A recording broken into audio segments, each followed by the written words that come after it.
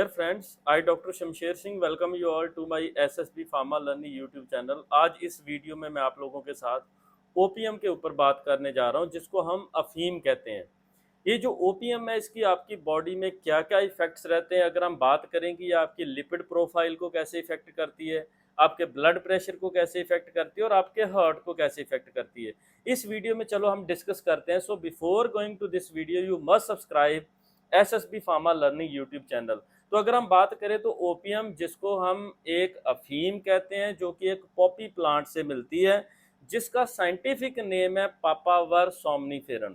अगर हम इसकी बात करें तो ये सिंपली अगर आप देखो तो खेतों में उगाई जाती है, और जब इसके प्लांट्स बड़े हो जाते हैं, जिनकी हाइट 1 मीटर के आसपास हो जाती है, इसके ऊपर बड्स आते हैं। ये जो बड्स हैं, जिसको हम लेमन लैंग्वेज में डोडे कहते हैं, उसके ऊपर हम कट देते हैं, जिससे हम एक liquid milky type of liquid जो है उसको कलेक्ट करते हैं, उसकी प्रोसेसिंग करते हैं। और वो जो प्रोसेसिंग है, उसको जब हम प्रॉपरली प्रोसेस करते हैं, उसको हम ओपीएम कहते हैं। अब ये सबसे बड़ा क्वेश्चन रहता है कि क्या अगर आप ओपीएम खा रहे हो, अफीम खा रहे हो, तो क्या ये आपकी बॉडी को इफेक्ट करती है? क्या आप इसके आपकी बॉडी के ऊपर कुछ नुकसान रहते हैं? क्या आप इसको रेगुलरली ले सकते हो?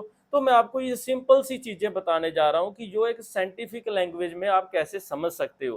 तो अगर हम फर्स्ट बात करें तो ये जो ओपीएम है, इसके अंदर अल्कैलाइड्स होते हैं। ये जो अल्कैलाइड्स हैं, ये इसके एक्टिव कंस्टिट्यूएंट्स रहते हैं, जो आपकी बॉडी के अंदर इफेक्ट देते हैं, जिसको हम कहते हैं मॉर्फिन, जिसको कहते हैं कोडीन, थिबेन, पापावेरिन, नोस्कैपिन। ये ऐसे अल्कैलाइड होते हैं। जो सबसे ज्यादा मात्रा में पाया जाने वाला अल्कैलाइड है वो मॉर्फिन है, जिसकी कंसंट्रेशन जो रहती है, मैक्सिमम जो रिपोर्ट की गई है दैट इज 20%, और अप्रोक्सीमेट रहती है 12 to 15%।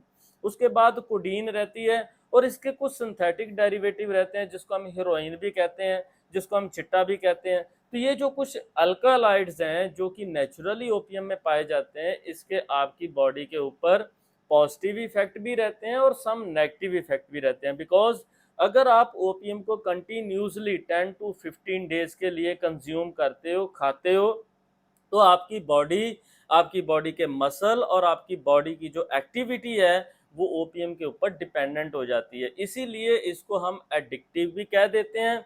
इसको हम एक नारकोटिक ड्रग के अंदर भी ले आते हैं, ये एक नारकोटिक एक्ट के अंदर भी आते हैं। तो सिंपली अगर हम बात करें तो मॉर्फिन का क्या यूज है, अगर हम देखें तो पुराने टाइम से जो ओपीएम है, इसको यूज किया गया बिकॉज एट दैट टाइम, उस टाइम पे अनल्जेसिक्स अवेलेबल नहीं थे, उस टाइम पे अनस्थेटिक्स अवेलेबल नहीं थे। किसी भी डॉक्टर को सर्जरी करनी थी तो वो क्या करता था, ओपीएम का यूज करता था। बिकॉज ओपीएम के अंदर जो मॉर्फिन होता है, it is a very good analgesic. अगर मैं कंपेयर करूं तो जैसे कि आप सिंपली आइबोप्रूफन खाते हो, डिक्लोफेनी खाते हो या डिस्प्रिन खाते हो, उससे इसका इफेक्ट 500 टाइम्स मोर होता है। अगर मैं कंपेयर करूं तो 500 mg of aspirin is having a equivalent effect up to 10 mg of morphine. अगर आप देखो तो कितना कंपैरिजन है। तो ये एक अच्छा अनल्जेसिक है, पेन किलर है, स्मूथ मसल रिलैक्सेंट है, इसलिए लोग ओपीएम को कंज्यूम करना जो है वो पसंद करते हैं, लाइक करते हैं।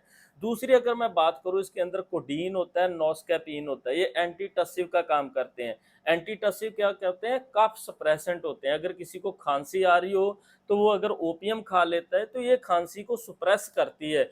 आपने अगर देखा हो तो पहले कुछ सिरप आते थे जिसमें कोडीन होता था, और ये जो कोडीन था, it was a good analgesic and cough suppressant.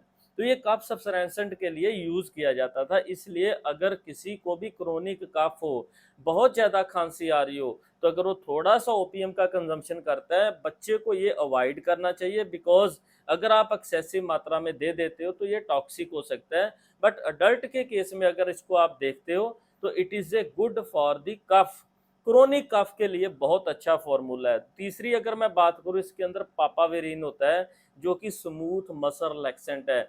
अगर आपने कभी भी सुना हो तो पुराने टाइम पे कुछ भी लोग कहते थे कि किसी को भी जुकाम है, नजला है, खांसी है, या किसी का बीपी बढ़ रहा है, तो अगर आप थोड़ी सी ओपीएम खाते हो तो ये आपके ब्लड प्रेशर को भी रिड्यूस कर देती है। बिकॉज ये ब्लड वेसल्स को डायलेट करती है। इसीलिए अगर आप देखो तो पुराने टाइम पे जब कुछ मेडिसिन अवेलेबल नहीं थी आपके हार्ट के लिए, आज तो 100 तरह के beta blocker, calcium channel blocker, so many other alpha blockers, ACE inhibitors, कई तरह की मेडिसिन जो है वो अवेलेबल हैं। बट अगर आप ओल्ड टाइम की बात करें तो ये जो ओपीएम थी ये मायोकार्डियल इन्फाक्शन में, कॉर्नरी आर्टरी डिजीज में, जहाँ कुछ इस्कीमिक हार्ट डिजीज में इसको बहुत यूज किया जाता था, क्योंकि कार्डियोवैस्कुलर आपके हार्ट के लिए ये बहुत बेनिफिशियल है। बट फिर मैं यही बात कह रहा हूँ कि अगर आप कंटिन्यूसली इसकी डोज बढ़ाते हो तो ये उल्टा टॉक्सिक इफेक्ट भी आपकी बॉडी के ऊपर देती है। अब सबसे बड़ा क्वेश्चन ये आ जाता है कि क्या अगर आप डायबिटिक हो, क्या आपका ग्लूकोज बढ़ता है, क्या आपको ओपीएम खानी चाहिए या नहीं खानी चाहिए? क्या कोई ऐसे विचार भी आते हैं लोगों के कि वो कहते हैं कि ओपीएम खाने से ग्लूकोज का लेवल कम हो जाता है, ओपीएम खाने से इंसुलिन बढ़ती है, ओपीएम खाने से डायबिटीज कम होती है? ऐसा कहीं भी रिपोर्टेड नहीं है। अगर आप क्लिनिकल स्टडीज को देखें तो in many of the clinical studies as well as pre clinical studies, अगर आप ओपीएम को हाई कंसंट्रेशन पे, अफीम को ज़्यादा कंसंट्रेशन पे खाते हो, क्योंकि अगर आप सिंपली बात करो तो कंसंट्रेशन क्या रहती है, सिंपली जो लोग थोड़ा सा गोली की फॉर्म में, जहाँ कहीं भी ऐसा जो चने के दाने जितना खाते हो आप, तो वो आपके लिए बेनिफिशियल रहता है। रिमेनिंग क्या रहता है, ऑलवेज पर्सन जो भी इसको खाते हैं उसकी डोज सेटिंग करते हैं। अगर आप डोज बढ़ाते हो तो इसके आपकी बॉडी के ऊपर नेगेटिव इफेक्ट आते हैं। जो लोग डायबिटीज से सफ़र करते हैं, टाइप 2 है चाहे टाइप 1 है, उस केस में ऐसा स्टडीज ने रिपोर्ट किया ये इंसुलिन रेजिस्टेंस करती है।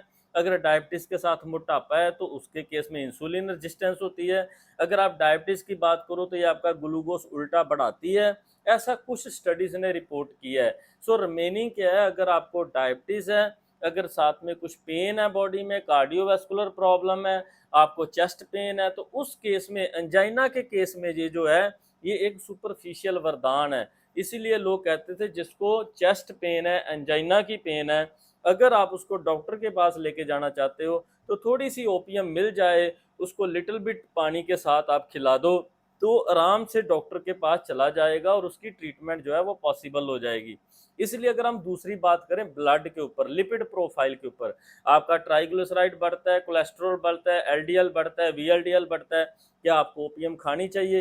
तो मेरा सिंपल एक सुजेशन है, अगर हम रिपोर्टेड स्टडीज भी देखें और सम लिटरेचर भी देखें तो उसमें ऐसा रिपोर्ट किया गया कि क्रोनिक यूज ऑफ ओपीएम जो है वो कोलेस्ट्रॉल को बढ़ाता है, एलडीएल को बढ़ाता है, और कुछ स्टडीज ने ऐसा रिपोर्ट किया कि ये एचडीएल को कोई भी इफेक्ट नहीं करता, और सम स्टडीज ने ऐसा रिपोर्ट किया कि एचडीएल को कम कर देता है। तो कहने का मतलब सिंपली ये है कि अगर आप ओपीएम को कंज्यूम करते हो इस बेनिफिट के लिए कि मेरा जो ब्लड है वो विस्कस है, गाढ़ा है, वो पतला हो जाए, तो ऐसा किसी भी स्टडीज ने रिपोर्ट नहीं किया। सो इट मीन अगर आप डोज बढ़ाते हो तो इसके आपकी बॉडी पे नेगेटिव इफेक्ट आ सकते हैं, क्योंकि ये कोलेस्ट्रॉल ट्राइग्लिसराइड को ज़्यादा इफेक्ट नहीं करती, बट उनका जो लेवल है उसको ये अल्टर कर देती है।